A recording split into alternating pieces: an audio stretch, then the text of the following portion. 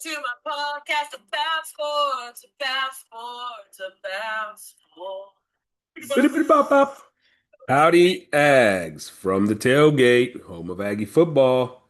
Today's sponsor, well, Matthews Electric, as usual. Full service electrical contractor in the Brazos Valley. No job too big, no job too small. Call Blaine at 979-220-6403. Light up your home, light up your life. All right, guys, welcome to the tailgate. Today we're going to talk a little bit about Aggie basketball. We're going to brief conversation about the Super Bowl. And then, as we did last week with the offense, we're going to do better or worse position by position for Aggie defense.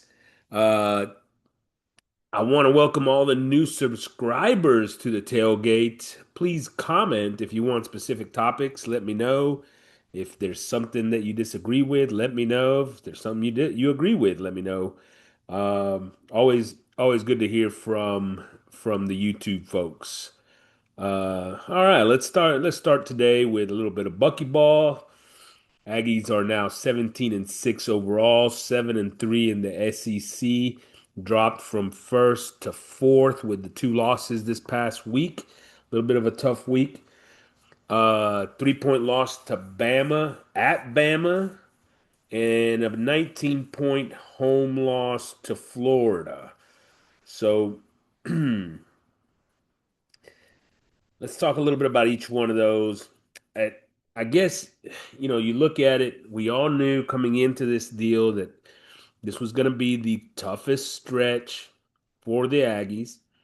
I think that you got a pretty good indication during that Alabama game that, hey man, this team can play. Look, Alabama was a team that was longer and more athletic, probably at every position across the board. Maybe the only guy that was kind of there was Griffin, right? Uh, and you lost to them by three, had a chance to tie. Griffin had a pretty good shot to tie at the end of the game. Um, And honestly, even before that, we missed some free throws, a couple of front ends. AG missed two there at the end. Had that had that sort of fight for a loose ball back and forth that we could have gotten, ended up not getting. Uh, some missed layups by Pop. I thought we had a couple of good looks at the basket. Deba also not a good day there with some opportunities close, and got absolutely nothing basically from Dominguez, which we'll talk a little bit about that a little bit later. Um, and you're at their place and you still only lose by three. Not not trying to talk a lot about moral victories here, but let's not make this out to be a situation where this Aggie team just fell apart the last two games. They they they had a chance to win against Alabama, and that's a team, like I said, that if you go across the board is longer, more athletic than the Aggies.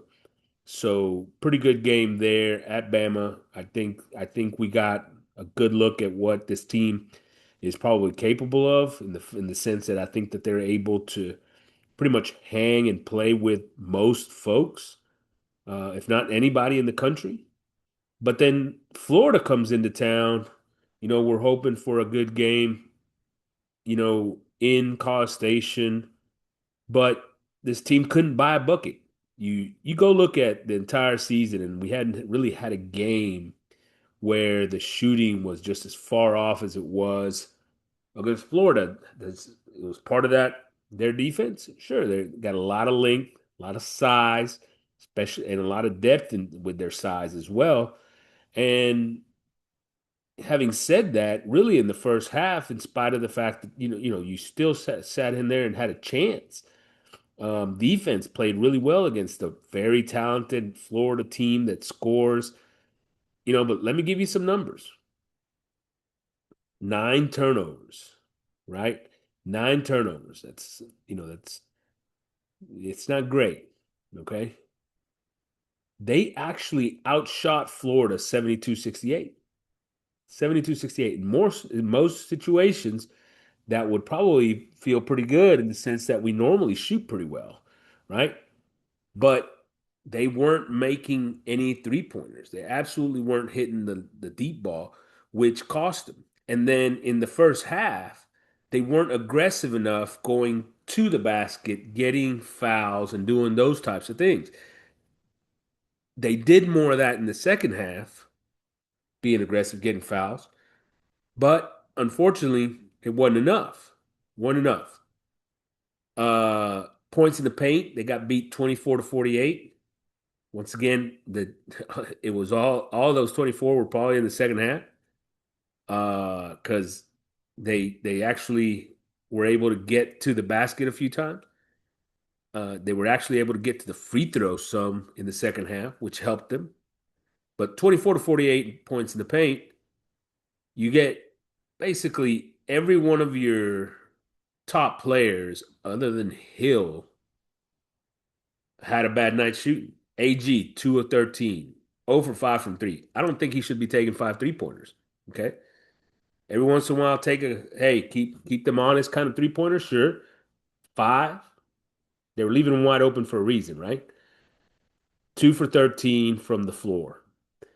You know, and especially in the first half, I thought he was a little bit hesitant too. So more aggressive from him. Dominguez, 2 of 8, 1 of 6 from 3-point line.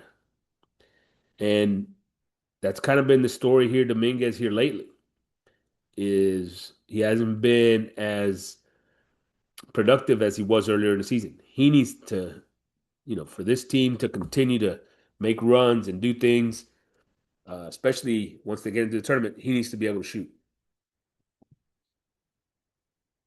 Lane, 1 of 6, 0 for 3 from 3-point line. So, you're seeing it from all of them. Griffin, 2 of 7, 1 of 4 from three. Clemens, 2 of 8. Debo, 1 of 3, didn't contribute much. Missed some things up and close.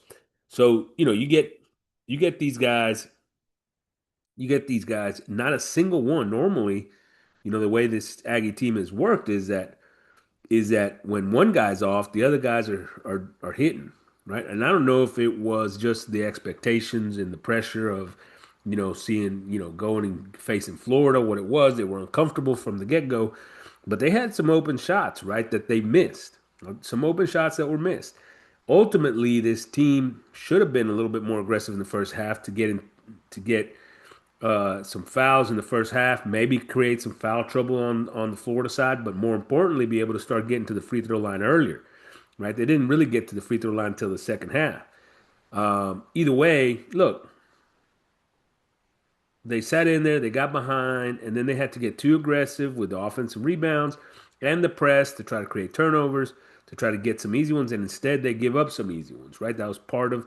But once you're down 20, that's kind of what you have to 20 in the second half. You got to kind of do that. So Aggie fans, don't panic. Don't panic. Don't jump off the bandwagon. Look, this is a really good team. They're going to rebound from these last two games.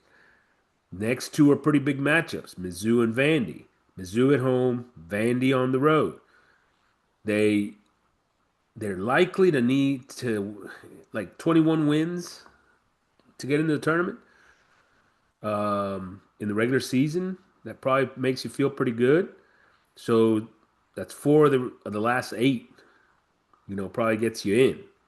Now, we'd like that to be maybe six of the last eight, and maybe that gets you a better seed, gets you a little bit more respect, a little bit better matchup. But at the end of the day, this team, this team is pretty darn good. Had a bad off night against Florida at home, had a tough loss on the road at Bama. But once again, you know, you can't you can't sit in there and just focus in on that one game, right? Everybody's already talking, oh, this is kind of saw this coming, whatever. Okay, whatever. Look, Florida's beating a lot of people bad. Don't worry about it, Aggies. Let's get back on it. We believe in Bucky. I think I do expect that this team's going to come out firing and absolutely, you know, intense, very, very intense against Mizzou. That's tonight. Um, and then Saturday against Vandy, they get to go on the road, get away from all the noise in a home venue and go play, which they've done very well on the road. So I look forward to some good basketball coming up in the next couple of days, and I would expect to bounce back from the Aggies today and Saturday.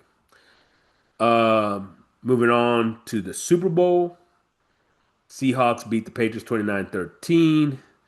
Kenneth Walker MVP. Sam Darnold wins his Super Bowl after getting cut by the Jets and you know whoever else he was playing for. I believe it was Carolina. Is that right? Tennessee, Carolina. I think it was Carolina. He was there for a backup at San Francisco for a bit. Obviously, Minnesota didn't re-sign him. They wish they had at this point. He ends up in Seattle. Great signing for Seattle because he's a guy that can make plays for you as long as you give him a little bit of protection, right? And by protection, I mean offensive line. I mean support him with a good defense, support him with a good running game, support him with good play caller, and the guy can make plays because he can make throws. He's got an arm, and so you support him with some of those things where you're not forcing him to sit in there and read defenses every play out, just trying to figure out where to go with the ball. And he can be a pretty good quarterback, and he had a good day, not an incredible day, but took care of the ball and threw a touchdown pass. Patriots, on the other hand, didn't do enough to support Drake May. Two interceptions, including that pick six, which could have been a fumble, but it was caught in the air, whatever. Um, but they couldn't protect him. Six sacks. On top of that, no running game. On top of that, he doesn't really have those weapons on the outside. That just make things a lot easier on a quarterback. Didn't get a lot from Diggs, right? Didn't get a lot from his receivers as far as production's concerned. So they need to add to that offense a little bit, find a guy, that could take some pressure off there. They need to do some things. That offensive line's got to take another step forward. Two rookies on the left side got absolutely manhandled. They need to be better. And then defensively, they played okay. They played okay, but they still were giving up some things on the ground and allowed sort of Seattle and Seattle's offense to play kind of without pressure at that point. Seattle's defense also, right? They could not do enough offensively to put any pressure on Seattle in any way. And so, congratulations to Seattle, the 12, and the folks over there, and Sam Darnold and that team. Good. They were the best team in football this year, and they ended up the Super Bowl champs. I think that's about right. Let's go into some football. So Aggies end up hiring offensive analyst and former Coastal Carolina, Western Kentucky offensive coordinator Drew Hollingshead. All right. Uh, he sort of got started in coaching with Mike Leach. Um, I think he's a good addition. I think we'll see how it plays out. Those offenses at Coastal were absolutely horrendous. I think last year they averaged 22 points a game or something. Play extremely fast. But, maybe this is an indication that Elko and Wiggins believe, he could help develop the passing game a little bit more. So we'll see how his influence is felt here. I do expect that this offense is going to have to take a step forward as far as the passing game. And so, this is a guy that obviously they believe can do that, can help do that. So we'll see. We'll see how Drew Hollingshead does. Uh, I don't I don't know if he's going to be that big of a difference maker. Ultimately, you know, Holman Wiggins has got to be the big key here. But it can't hurt. Another voice in the room that maybe gives some ideas from time to time and is able to help out in that sense. Okay. Let's get to the defense. Better or worse? And we're going to go position by position. We'll do defensive tackles, defensive ends, linebackers, corners, and safeties. We could have broken up the nickel, but um, we're going to do all the corners together. So, defensive tackle, Aggies basically have Hicks, Rink, Sanders, Sims. Those are the three freshmen from last year. Mims, McCullum, Brandon Davis Swain, the three transfers. And then obviously, like we talked about, is Hicks. In the depth chart, they lose Regis, T.O., and Evans to a transfer. And the question is, are they better or worse? As I look at this group, I thought T.O. was very productive last year. I thought he was a big piece of this defense. Regis, solid inside, kind of your rock on the interior.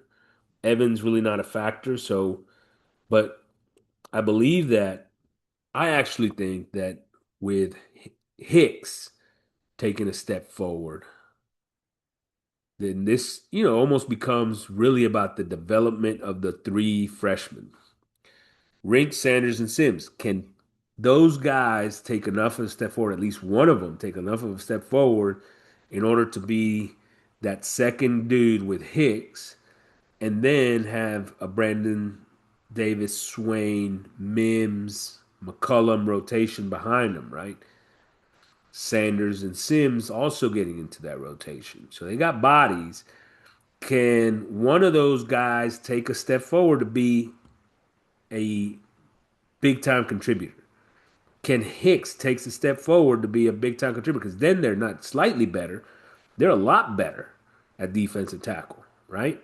I think they can take a big step, but ultimately, because of the additions in the transfer portal, I also think you still take a slight step forward. I like the Brandon Davis Swain addition. I think he's has an opportunity to come in and have the impact of a guy like T.O., for example. Same kind of player, penetrating type player that's going to create plays in the backfield. Can he continue to do that here at A&M? Can Hicks make a big difference and hit his 5-star caliber, right? He was a 5-star recruit. Can he get to that point as a senior?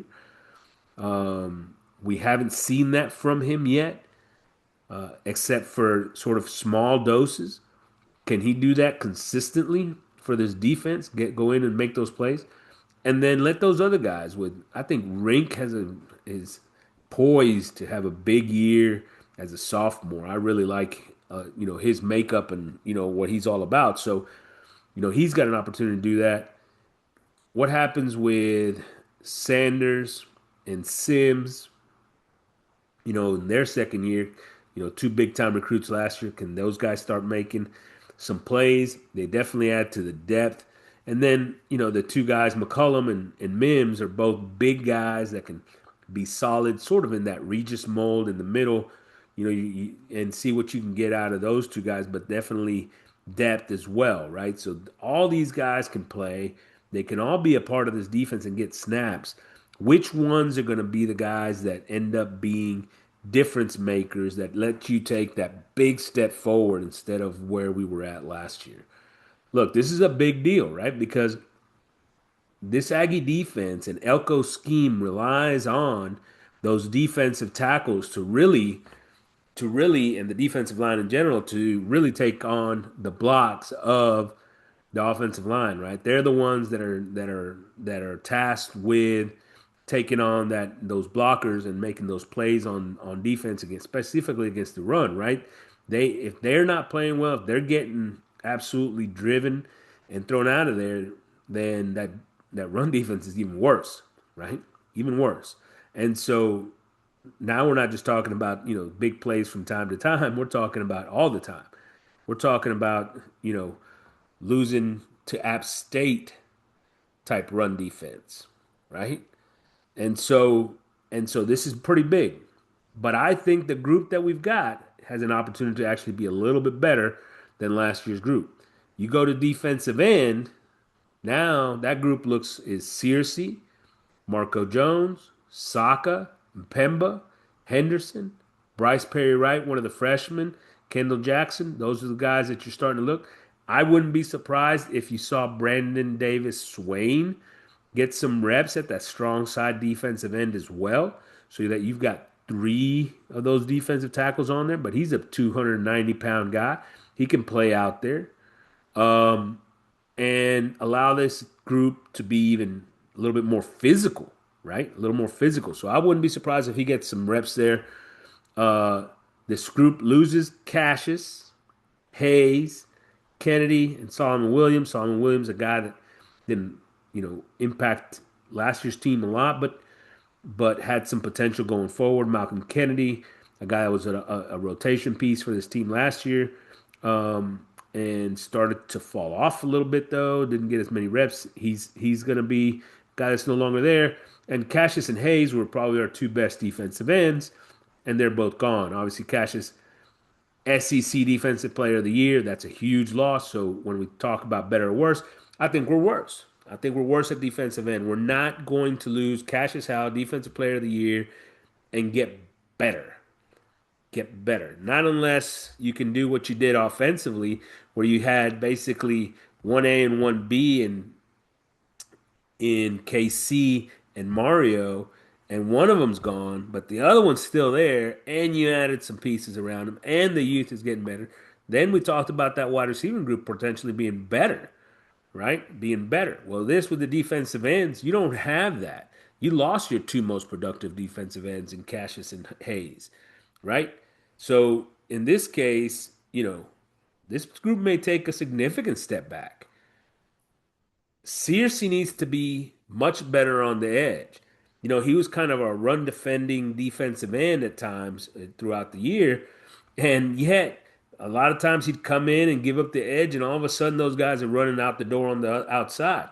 He needs to be better about that. If he can pick that up, he's still going to be more of a run defender than he is a pass rusher. So we have to have other guys that are going to have to step up. To a certain extent, part of it's schematic, right? They ask these guys to do so much, dropping out from coverage, you know, obviously rushing the passer. They do uh, a lot of movement up front where they'll come in and fold back underneath with the defensive tackle. And so a lot of stunts, they need to simplify this, especially for this group who's young, right? They're young and trying to find their place. You got to have, you know, look, Jones, Saka, and Pemba are probably the three guys that need to add to the explosiveness of this pass rush, right? Explosiveness of the pass rush. Those are the guys that have the potential to really do some things aside from the freshmen, right? But those freshmen, you can't count on. Can't count them on year one.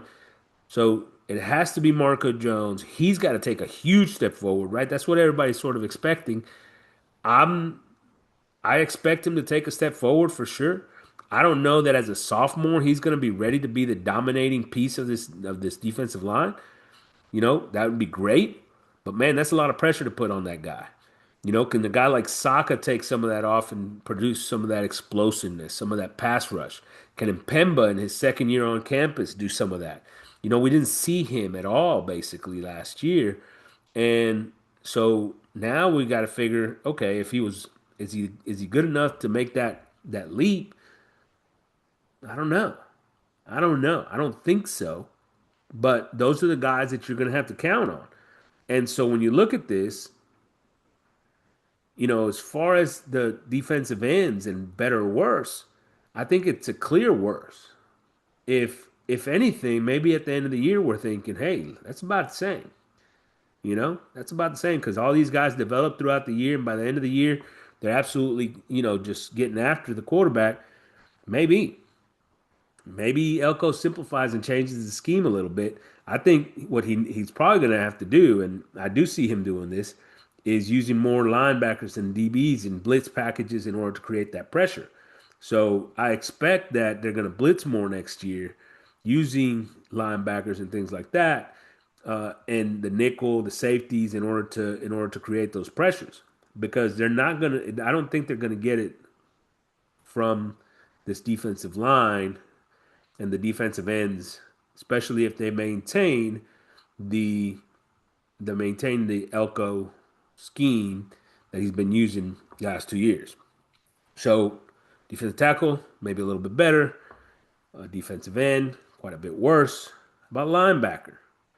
You've got Sanford, you got McHale, Coney, Lockhart, Riggins, and Beck are two freshmen. You lose York, you lose Scooby, you lose Jernigan. Um, I say this group's about even. And I know everybody's going to say you lose your defensive leader in York, yada, yada, and then you're going to get better. Maybe. Or say even, maybe. Look, York was great. We talked about this at, you know, trying to keep everybody together and in the right places and all this stuff and making the calls and yada, yada, yada. But athletically, York is probably the worst of the linebackers we played. That's just fact. So we may take a step back with regards to leadership, with regards to making sure everybody is in the right place, but we should actually take a leap forward athletically at the linebacker spot once he gets off the field, right?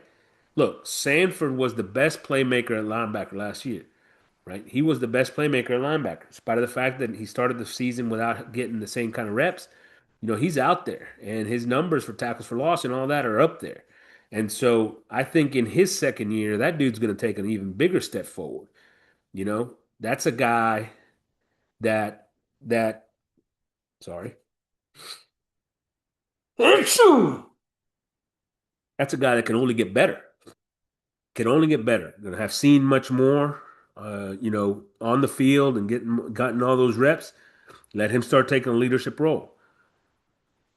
Um, in addition, McHale's a guy that started to get reps as a freshman. I think huge leap from first year to second year, just in the way physicality, right? Like get him in the weight room, get him doing all those things, a full off season and the whole shebang. That's going to be a big help for him as he goes into his second year. Coney, the transfer, is going to come in and provide some depth in there. Lockhart is a guy that has to start taking reps. I think he made some explosive plays in the times that he was on the field. He needs to be able to do that more regularly. And then you get Riggins and Beck, the two freshmen. Who knows, man? Maybe you can use them in situational pass rush, blitz packages or whatever, right? So those are guys that all have to get in there. But you're going to need to see production from, I think, Lockhart and McHale. I think you're 100% guaranteed to see it from Sanford. We need him to stay healthy. Those other two guys need to be able to come in and produce. Don't be surprised if they're getting the ability to line up and at some maybe even a defensive end, almost like an end, and coming after the passer at times because of the fact that you know we don't necessarily have that designated pass rusher this year, right? Other than Marco Jones, probably. So linebacker, I think about even. I don't think we lose. I think we get better athletically. We may lose a little bit of leadership. Corner, we got Ricks, we got Gibson, the transfer from Tennessee, Curry, Humphrey, Arrington, the freshman, Beal Goins, Shaw and Rogers, both nickel guys. You lose Lee, Chappelle, both guys that started, obviously. Thomas, a guy that was depth there, and Sellers, a freshman that didn't really contribute. I think we're about the same at quarterback, which with a potential to get better, because I feel like these young guys have an opportunity to be better than anybody we've got out there last year, right? The guys that played the majority of the snaps and Lee and Ricks, were good, but they had a little bit of a ceiling. I think these young guys can be better than those two guys. Better, higher ceiling, more explosive. Um, Lee was definitely the best outside corner, and he's gone. But Rick's played a lot. Now, he had a solid year last year, but he still gives up a lot on the outside because of his lack of physicality. He he's also a little bit of a long strider, so on against really good receivers, he struggled. He struggled. Whether it was the smaller, quicker type that, he can't cover KC, no chance, or whether it's the bigger, he's not physical enough to cover those guys, right? So he's definitely a guy that you have to match up against and pick your matchups against, and maybe give him some help in those situations. But he's solid. He's not great. So where could we get some improvement is really from the other guys because I think Gibson from Tennessee. Look, you're worried about. He was really good at the beginning of last year, but he's coming off an injury, right? Is he going to fit with regards to the scheme and all those types of things? And so he's got the opportunity to be maybe your top cornerback, but he's got to show it, right? He's got to show that he's back. He's healthy, that he's still going to fit in with this defense. But he's got an opportunity to do that. I think the guys that you really look, then you've got Humphrey, who's back, obviously, and he got some reps last year. We'll see where he goes this year. But that's a guy that, unlike Ricks, he's a physical guy, right? He's a big physical corner. Like he will get in there and fight with these wide receivers and be a part of that. Does he take another step forward? Does he second year in the system now have the confidence of the coaching staff to get on the field and make those plays? Because we play a lot of man coverage out there, right? And so he needs to be able to do that. He's a guy that can help in those situations. But the guys that are really going to make you better, and looking at nickel, Shaw, I thought Shaw played excellent towards the end of the year. I have no problem with him taking over for Chappelle. You know how big of a Chappelle guy I was. Look, Shaw's gonna be great. He's gonna get in there and take care of that. He's not quite as big as Chappelle or as physical as Chappelle, but he's probably a better cover guy to a certain extent. And then you add Rogers to that mix as well at nickel. Um, Look, Curry, Beal Goins, Petaway, Arrington. Those are the guys that really excite you about where this quarterback position is.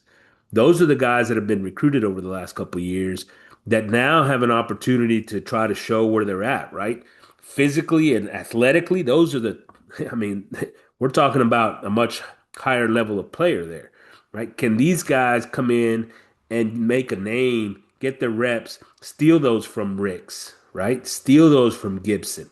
Because if they can, boy, I think this secondary has an opportunity to be better. Better. I said even at the beginning, but I think they have an opportunity to be better uh, if these guys are able to take that next step, right?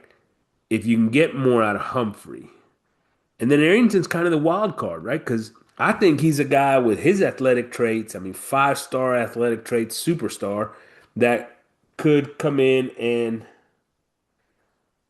uh, could come in and have have an immediate impact, right?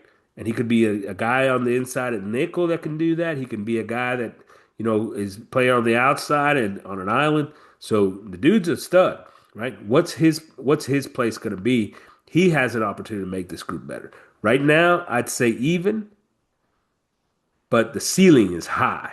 Ceiling is high. And then we go to safety. You got Brooks, you got Ratcliffe, Byard, Davis, Anderson, Johnson, the freshman Wilson, Collins, Watkins. You lose Pride. This is for sure a better group. Look, all the production from last year is back, and it's going to be a year better. Right? I expect Brooks and Ratcliffe to both take a step better. And then we added Byard, and we've got more experience with Davis and Johnson. This could be one of the best safety groups in the country. In the country. Wouldn't be surprised if there's three of them on the field at one time, right? And this is where I think Elko has a lot of leeway with regards to how he wants to use these safeties. If he can get those lockdown corners on the outside, Bring one of these safeties back into it, man, all of a sudden you got a lot you can do there, right? Play a lot of games with those safeties. And you go look at great defenses, they usually have good, really good safety play, or great safety play for that matter. I like the group of safeties we have. I'm telling you, I think they're the best group overall in the country. And I have a feeling that they are going to be the best unit on this defense. Now the question is, can those other pieces come together enough to allow this defense to be a top end defense? So a couple of things. How about just pass defense? Are they going to be better in defense? Pass defense. I think there's no doubt that we're going to be better on the coverage end. I don't. I don't think there's a doubt. I don't because I think of our safeties and the improvement we got there, and I think the guys that we have, as far as cover guys, they can take that step. So even in spite of the youth at corner, right? Potential youth at corner. The question then with pass defense is, can they get any pressure? And so you're better in coverage. You don't have the individual pass rushes. You're going to have to blitz more, right? You're going to have to do some of that more. Just bringing linebackers, bringing a nickel, bringing a corner, bringing a safety, whatever, to create pressure. I would use the linebackers heavily in creating pressure. But, you know, it's not, it hasn't been necessarily Elko's style to bring numbers, right? Often, regularly, let's say. And here's the other thing. This defense last year, 129th in the country with only 3 interceptions. Only one of those from a cornerback. And I guess you could say that you can only get better. But I think part of that is what he like Elko does schematically, where when he does bring pressure, he's backing up those corners and we're giving up easy completions, right? We're giving up the easy completions, the quick hitters. And so you're not able to really get those turnovers. I think you have to be able to be more aggressive on the corners on the outside and bring the pressure. And then all of a sudden you've got a quarterback trying to throw into tight windows. Now, could you give up a big play? Sure. We already give those up. We give them up in the run game anyway. Might as well create some big plays of your own. Hopefully this group of quarters can start to get the ball and actually intercept it, actually catch it and bring it back, right? So we need to see more from that. That's a horrible number. 129th with just 3 interceptions in the country. All right. Pass defense, is it going to be better or worse? Unfortunately, right now, I have to say worse because of the pass rush. Don't know where it's coming from, right? Don't know where it's coming from. About the run defense.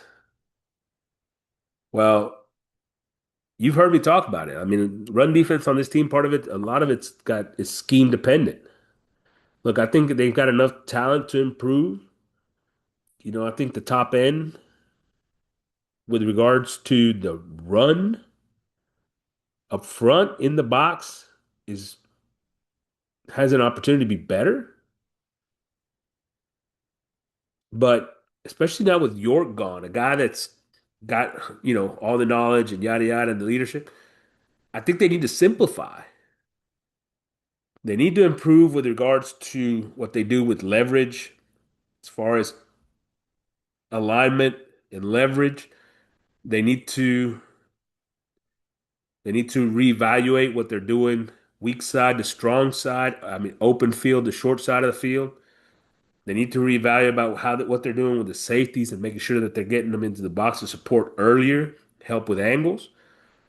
Um, but as I see it right now, is the run defense going to be better or worse?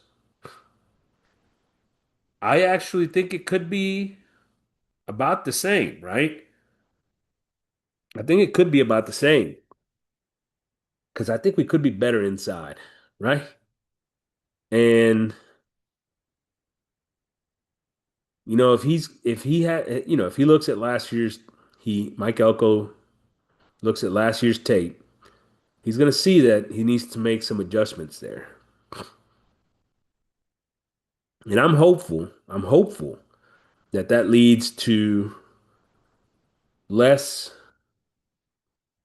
less issues on run defense. And we're going to talk a little bit about Mike Elko and his scheme next week. Had a chance to see him in some coaches clinics doing some things, and we can get into that a little bit. But run defense wise, I mean, I don't see why it's worse. So let's call it better. Let's call it better. Worse, I mean, I guess at worst we're the same, right? But I think they've got a chance to be a little bit better with some adjustments schematically.